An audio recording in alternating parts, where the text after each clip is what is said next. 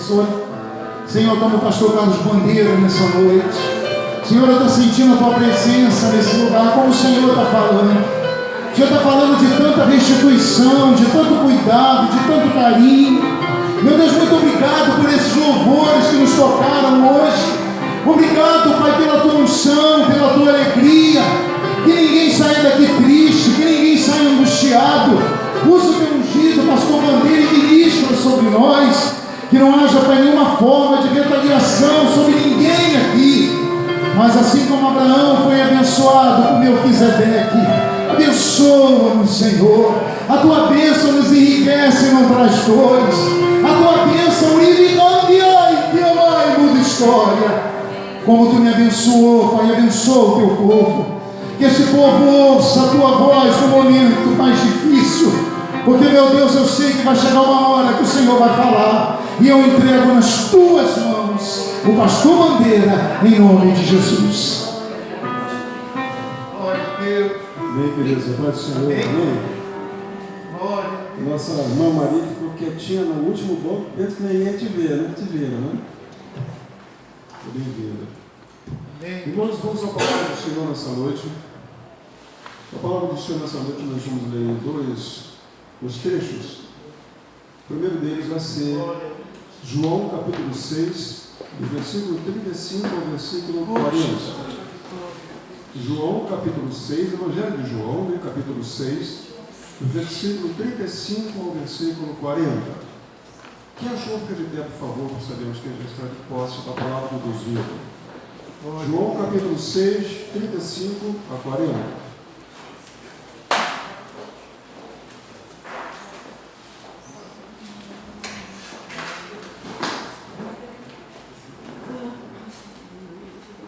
Amém? E Jesus lhes disse: Eu sou o pão da vida. Aquele que vem a mim não terá fome, e quem crê em mim nunca terá sede. Mas já vos disse que também vós me vistes e contudo não credes.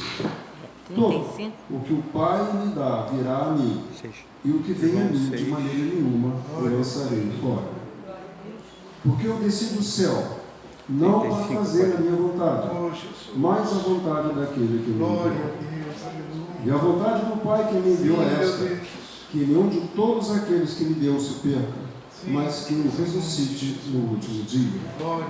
Porquanto a vontade daquele que me enviou é esta: que todo aquele que vê o Filho e crê nele tem a vida eterna, e eu o ressuscitarei no último dia. Amém. Vamos ler as outras palavras no decorrer dessa palavra. Então, vamos orar juntos, queridos. Paizinho bendito e amado, te louvamos, agradecidos pela tua presença santa. Agradecido pelos louvores que já foram entoados, pelas orações, pela fé que tem sido depositada nos corações das pessoas. Te agradecemos por tudo que você tem feito, que você continua a nos ajudar, nos encher do teu discernimento e da tua clareza cristalina, para que nós possamos falar o que vem do trono da tua glória, não o invencionista da nossa parte, não o conhecimento humano, mas o conhecimento que vem do alto. E a memória daqueles que precisam entender, para que a tua glória se manifeste e se complete nos corações, em nome de Jesus. Quem concorda, diga amém. Amém. Podemos sentar, irmãos. E também, já que eu não prego aqui nesse dia, viagem, outras coisas também, nós temos uma agenda que o pastor Marcelo faz, mas hoje nós vamos falar de um assunto que é chamado ressurreição. E a palavra vai dizer: mas eu estou com uma situação tão difícil, você vem me falar de ressurreição? Pois é, a ressurreição é o centro da palavra de Deus. Todo o cristianismo está baseado na ressurreição. E ressurreição significa uma transformação. E nós vamos ver aqui que na palavra que o Senhor Jesus Cristo falou aqui, no capítulo 6 de João, ele fala por duas vezes, no versículo 39 e no versículo 40, mas que eu o ressuscite no último dia. No versículo 40, e eu o ressuscitarei no último dia. Irmãos, ressurreição vem a ser um processo de transformação. Exatamente a palavra que foi falada hoje aqui diversas vezes, uma transformação. E nós vemos que existe, à medida que nós vamos falando, as pessoas vão entendendo, que existe uma diferença muito grande entre ressurreição e reencarnação. Esse prefixo re significa de novo. Então, reencarnação, ser carne novamente. Ressurreição significa ressurgir, ou seja, surgir de outra forma. Amém? Então isso é uma coisa muito distante uma da outra. Então, queridos, a antiga aliança, ela dava uma noção, ou seja, o Antigo Testamento dava uma noção às pessoas que criam, a respeito de algum lugar, nenhum lugar bom que existia, em função da justiça que aquelas pessoas tinham, em função da fé que aquelas pessoas comungavam. Era uma fase assim. Existia um tal de Sheol, ou Hades, do lado grego. Sheol era para o hebraico e Hades para os gregos. Era um lugar onde os mortos ficavam aguardando o último dia para ver o julgamento a respeito deles. Esse era o que existia naquela época. Não tinha uma noção de ressurreição, não tinha uma noção de transformação. Só com o advento de Jesus Cristo é que passamos a ter essa noção. E é importante que tenhamos, porque senão nós vamos ficar exatamente cravados naquela sistemática do mundo, acreditando que se eu sou bonzinho aqui, na outra reencarnação eu vou ser melhor ainda, ou se eu faço mal aqui, na outra encarnação eu vou pagar por aquilo que fiz, e aí vai aquele processo de crédito e débito, igual a situação estava do pastor, né, pastor, mas eu não vou ser estado de crédito. A minha também que já passei por isso. Então a pessoa passa a imaginar que é isso. Então muita gente até fala, se eu for uma pessoa boa, se eu não fizer mal a ninguém, certamente está reservado um lugar bom para mim. Eu conheci muita gente que fala isso. E tem gente que fala mais, irmã. Ela fala o seguinte: olha, eu sou melhor que muito pastor, que muito crente que tem aí. Sabe por quê? Porque tem muito crente que tem aí, fala mal dos outros, faz mal, e eu não faço nada disso. Eu não jogo, eu não fumo, eu não prostituo, eu não estou ligado ao pó, etc. Eu sou uma pessoa boa, então se eu sou uma pessoa boa, eu vou para o céu, eu vou para um lugar bom, se é que existe. PT, saudações. E aí, daí, eu não vou na igreja, eu não preciso. Sou bonzinho, sou legal, o que for de bom vai vir para mim. Essa é a lógica. Né, pastor? E a lógica é assim: as pessoas continuam assim, assentadas sob essa suposta justiça. E aí, irmãos, a justiça é uma coisa relativa dessa. Um soldado que ia à guerra e matava 100 inimigos, segundo o conceito dos generais da época, era um bom soldado porque matou 100. Aquele cara que não matou ninguém era uma pessoa ruim, porque ele foi ruim para o exército dele, não matou ninguém, não abateu os seus inimigos, então ele era uma pessoa ruim. Para o antropófago, que são aqueles canibais, o sujeito bom é aquele camarada que consegue capturar o inimigo e depois fazer um banquete dele. É um grande guerreiro. Se vocês lerem a história do Brasil, vocês vão ver que existia a pessoa, esses antropófagos, eles não batiam no cara assim, não, tinha um ritual. Ele tinha que dizer que ele era um inimigo muito grande daquela tribo, tinha que dizer que ele era uma pessoa má, e que faria de novo, atacava aquela tribo de novo, para todo mundo ficar com raiva dele, ver que ele era um grande guerreiro, matava o cara, cozinhava o cara, todo mundo comia, para comer a força que aquele guerreiro tinha. Essa era a justiça do canibal. E qual é a verdadeira justiça? De onde vem a verdadeira justiça? Aonde está o certo, onde está o errado? Haviam assim, leis na época. O Código de Hammurabi, que é um dos códigos mais antigos que tem na humanidade, porque vocês forem, por exemplo, uma vez, a possibilidade de ir a Paris, vocês vão ver lá no Museu do Louvre uma pedra desse tamanho, é uma pedra verde escura, que tem escrito Código de Hammurabi, em vários idiomas.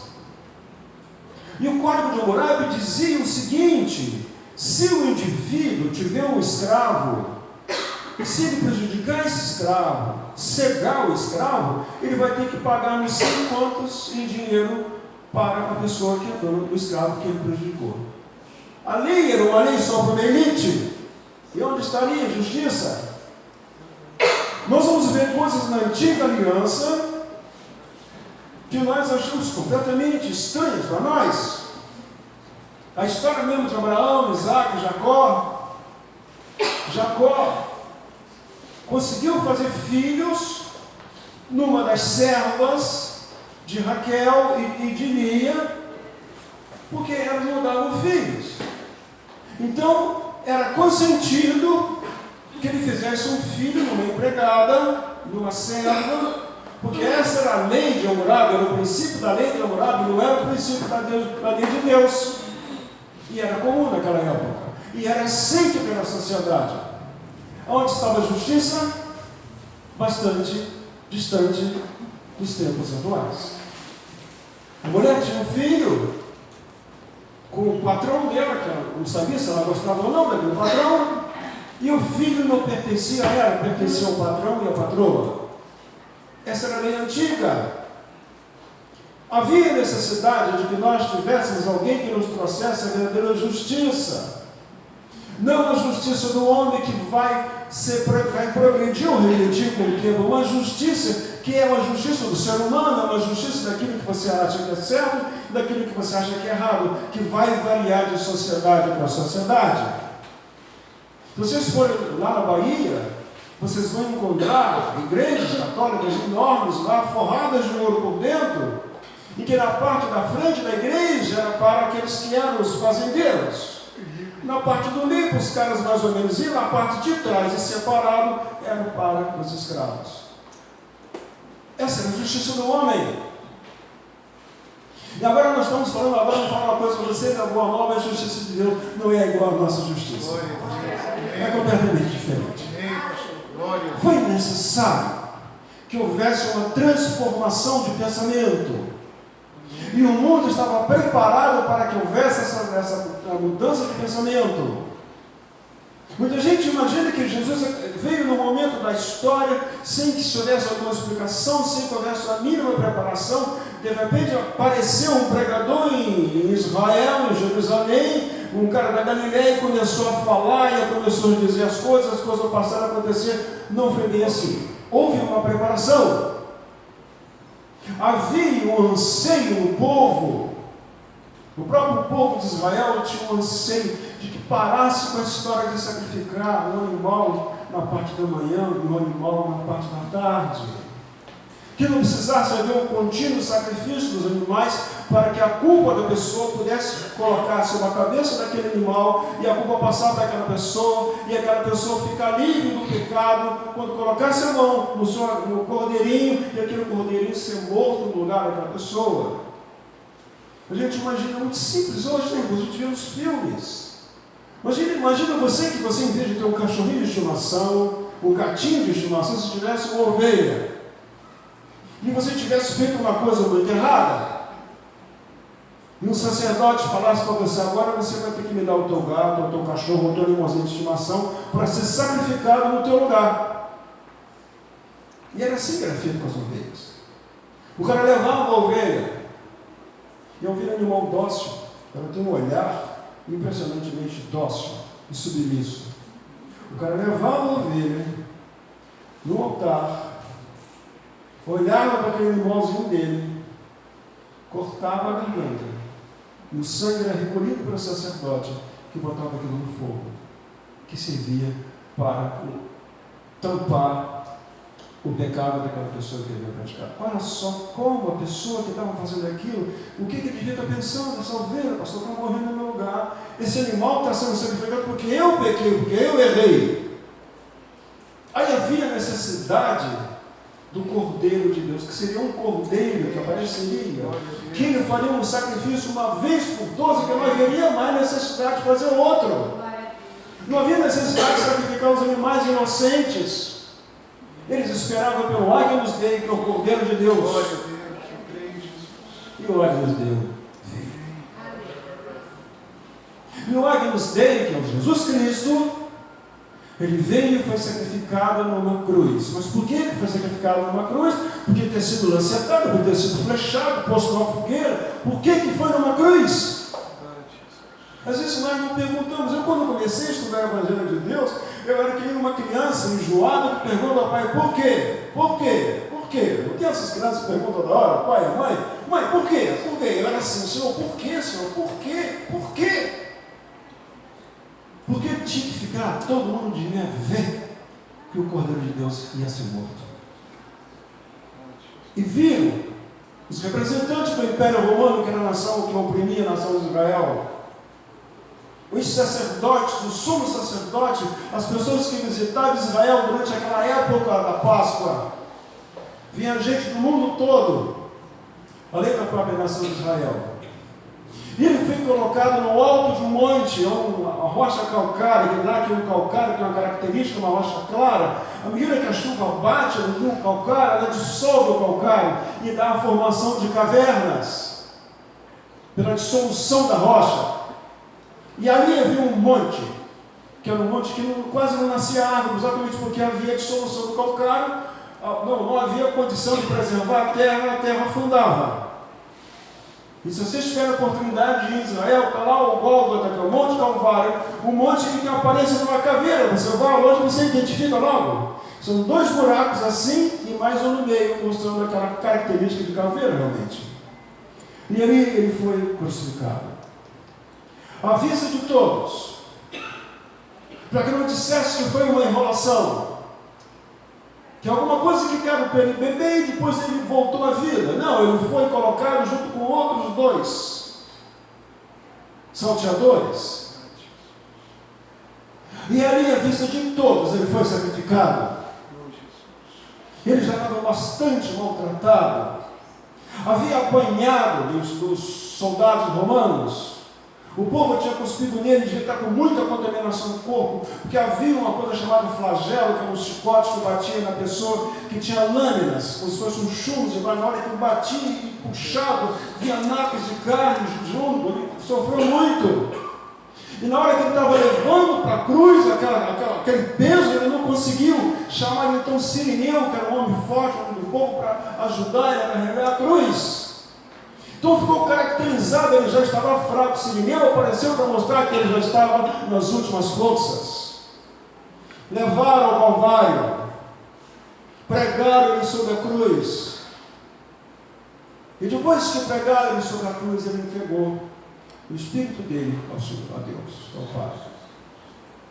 Depois que ele entregou, irmãos, acompanhem esse raciocínio. Vamos ver Jesus na cruz.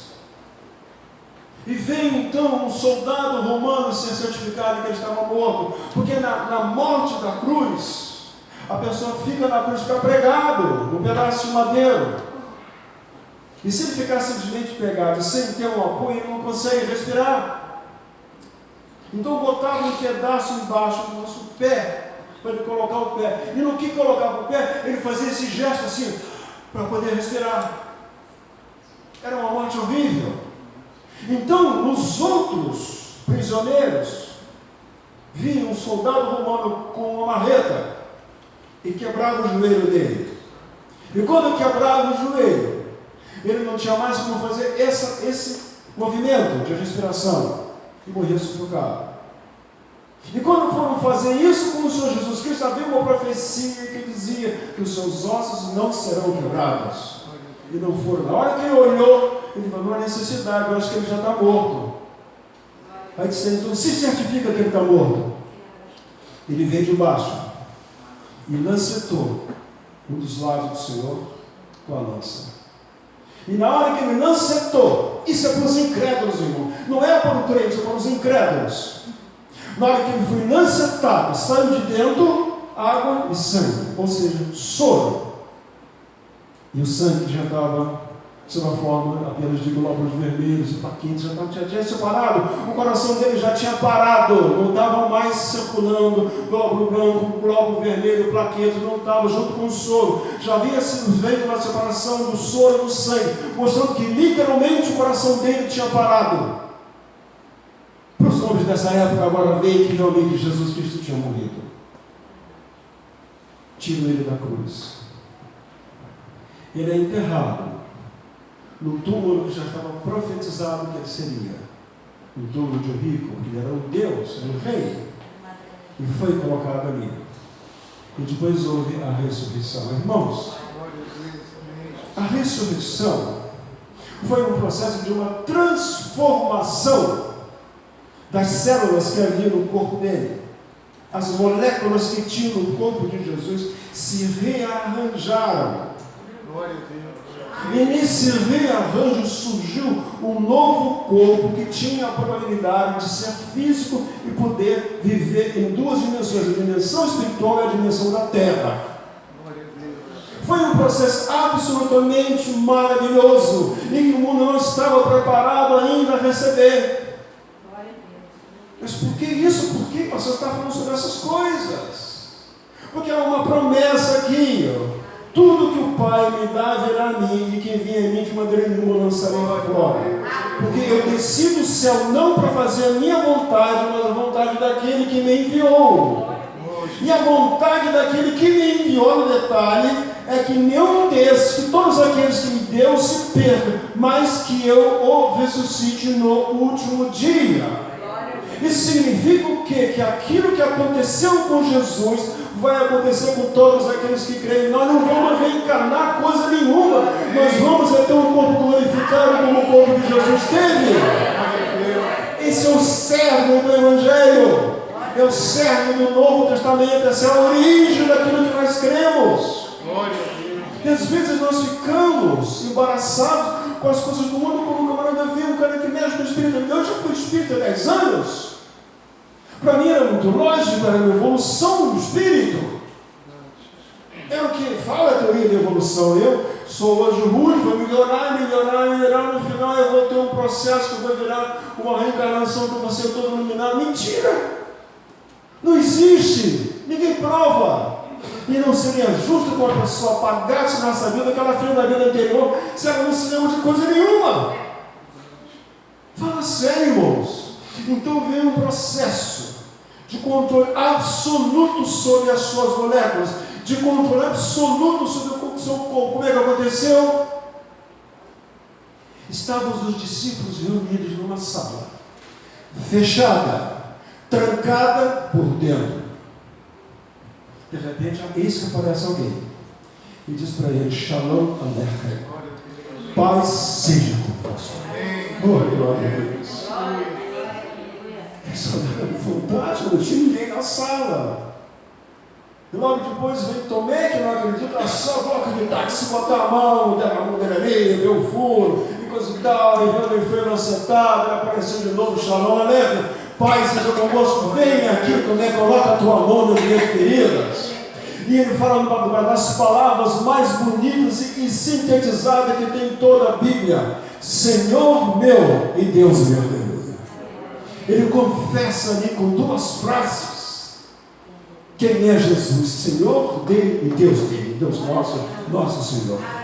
Então a ressurreição de Cristo significa o seguinte: tudo isso que nós estamos passando agora, absolutamente nada em relação à glória que nós vamos receber. Tudo isso que nós estamos recebendo agora era incompreensível para as pessoas daquela época. Eu tenho colegas meus que são ateus, são cientistas, são ateus, e continuam com aquela cabeça dura de querer me provar que Deus não existe. E eu hoje até faço uma gracinha com ele, no seguinte: rapaz, tu é um homem de fé. Como é que sou homem de fé? Não, eu sou homem de fé que hoje em dia, à luz do que a ciência nos tem mostrado, você ser um ateu tem que ter muita fé.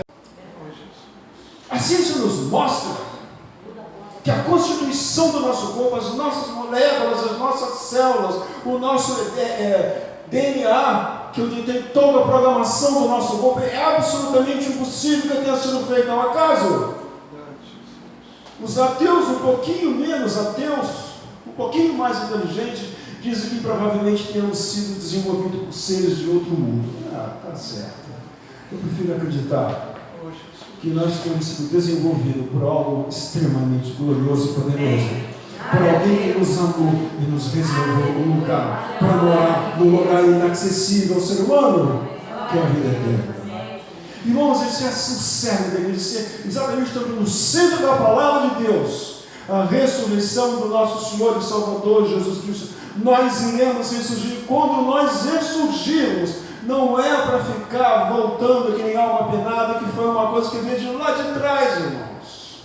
Todas essas coisas de alma penada que vocês ouvem falar dos mais antigos, isso é um costume antiquíssimo. Se vocês lerem um livro que é chamado Cidade Antiga, ele foi escrito por um francês, ele mostra que esse costume vem lá de trás do Império Romano. A sepultura das pessoas que morriam tinha que ser feita no quintal da casa. E os parentes, que fossem bons parentes, iriam alimentar aquele morto que estava ali morto, enterrado, faziam um buraquinho na sepultura, botava vinho, botava leite, botava flor em volta, porque se não fizesse isso, o cara que estava lá morto ia ficar com raiva e virar a alma penada e viria assustar os parentes que não tinham alimentado ele. Pelo amor de Deus. Ô, gente, e nós estamos com muita gente que não é um costume. Dia dos Mortos está lá, vendo no Império Romano, Dia dos Mortos. Tem gente que vai visitar os cemitérios e vai e fica conversando com aquele corpo que já se decompôs, com aquela pessoa que já não está mais ali. Nós conversamos com aquele que criou os outros corpos, aquele que tem o poder sobre a vida e sobre a morte, e aquele que tem uma promessa de vida para nós. O que Deus promete para nós vai além da nossa imaginação. O que Deus nos dá, ele diz aqui, se vocês forem em 2 Timóteo, capítulo 2, versículo 11, palavra fiel é essa, que se morremos com ele, também com ele viveremos. Se sofremos também com ele, reinaremos. Se o negarmos, também ele nos negará. Se formos infiéis, ele permanece fiel, pois não pode negar essa soberania. Ah, promessas gloriosas, irmãos. E quando nós chegamos à igreja do Deus vivo, como nós estamos numa dessas igrejas aqui, a igreja do Deus vivo, irmão, essa igreja é a igreja do Deus vivo presente na terra. Está escrito aqui no capítulo 12 do livro de Hebreus: para nós, irmãos, mais chegastes ao monte de Sião, onde estava o templo de Deus, a cidade do Deus vivo, a Jerusalém celestial, e aos muitos milhares de anjos. Quantas pessoas têm visões na nossa igreja? Vem anjos na nossa igreja, sentados nas cadeiras vazias, vendo como é que funcionam os servos de Deus, vendo a fé crescer em nós, comentar acerca dos milagres que Deus tem feito em nossas vidas. A Universal Assembleia, a Igreja dos Primogênitos, que estão inscritos nos céus, e a Deus, o juiz de todos, e aos espíritos de todos justos aperfeiçoados. Nós somos, está lá em Hebreus 12, versículo 22 e 23, somos os que foram justificados e estamos aperfeiçoados pelo Espírito Santo de Deus, pelo sangue de Cristo, para entender as coisas que o Senhor nos tem dado. E a Jesus o mediador, uma nova aliança, e ao sangue da aspersão que falou que vai no sangue de Abel. A nossa garantia é o sangue de Cristo. A nossa garantia é a promessa que Ele fez para nós. Quando nós passamos por situações difíceis, como o pastor acabou de falar aqui, a impressão é que Deus não está mais cuidando da gente. A impressão é que nós ficamos para trás e os outros passam na frente. A impressão é que algumas pessoas na igreja são privilegiadas e são abençoadas e outras não são abençoadas, como se Deus fizesse acepção de pessoas. Eu me lembro, irmãos, eu tinha um pouco tempo de crente. Estava eu e a minha noiva, que é a minha esposa atual, estávamos em Botafogo. Ela morava na rua da Laranjeira, depois ela se mudou para outra rua. E ali, irmãos, eu fiquei na rua em frente à casa dela, sentado no meio-fio, olhando aqueles apartamentos acesos. Uma coisa triste, todos os apartamentos acesos, as pessoas estão tendo as suas casas, as pessoas estão tendo as suas vidas, e nós não temos para onde ir. Nos achando os últimos do mundo, querendo nos casar.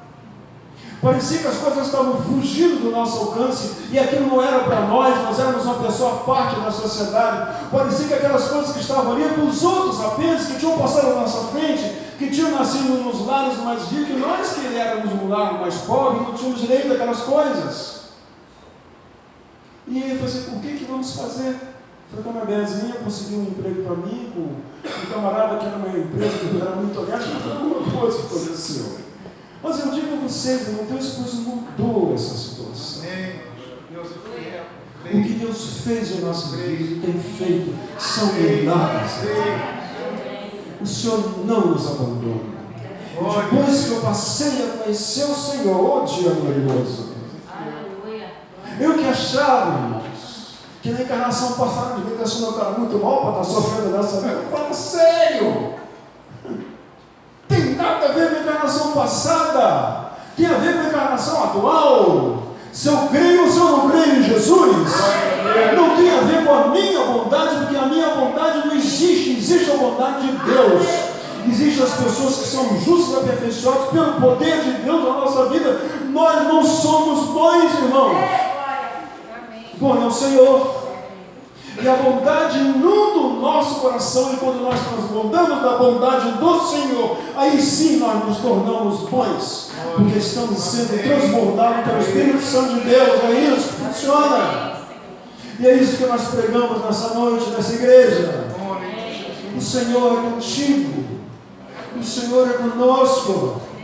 A ressurreição de Cristo é uma prova fundamental da nossa existência. É uma prova fundamental de que estamos reservados a um reino maravilhoso.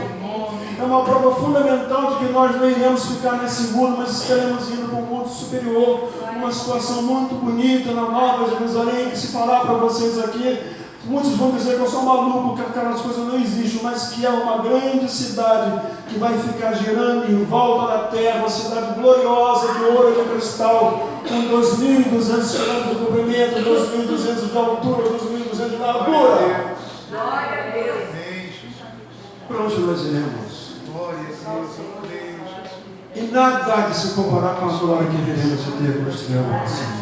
Nem o nosso sofrimento, nem a situação apertada pelo que nós passamos, porque a situação passada que nós passamos é para passar por essa fase aqui, ser o justo aperfeiçoado no deserto. Estamos no deserto, sim, cada um de nós por uma espécie de deserto. Todos nós passamos pelo deserto, mas passamos pelo deserto para lá na frente conquistar Jerusalém, e para sermos Canaã, e para sermos vitoriosos em Cristo Jesus.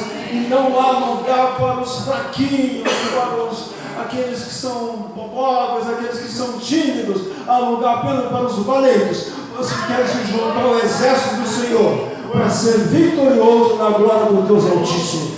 E aqui há um lugar para você. Pega a tua arma, afia a tua espada, mantê-la brilhante e afiada na bainha, com a armadura que Deus está te dando, porque nessa noite Deus está fazendo uma grande modificação nas vidas, arrancando aquele espírito indeciso e colocando um espírito de valente, um espírito de guerreiro, um espírito de gladiador de Cristo Jesus, e fortificando essa igreja, para que possa acontecer sinais, prodígios e maravilhas, e que nós possamos ver os aleijados andar, os cegos ver, porque Deus não faz acepção também de igreja. Nós estaremos vendo, vocês vão ver essas coisas acontecer na nossa igreja, descendo fogo do céu e as pessoas serão convertidas em massa.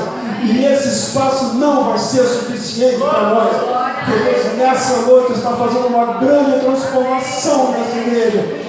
Recebe isso, e aqueles que desejam, peçam a gente que fiquem de pé, peçam para que fiquem de pé. Aqueles que recebem esse espírito de fortaleza, esse espírito de vitória, esse espírito de guerreiro, esse espírito de fé.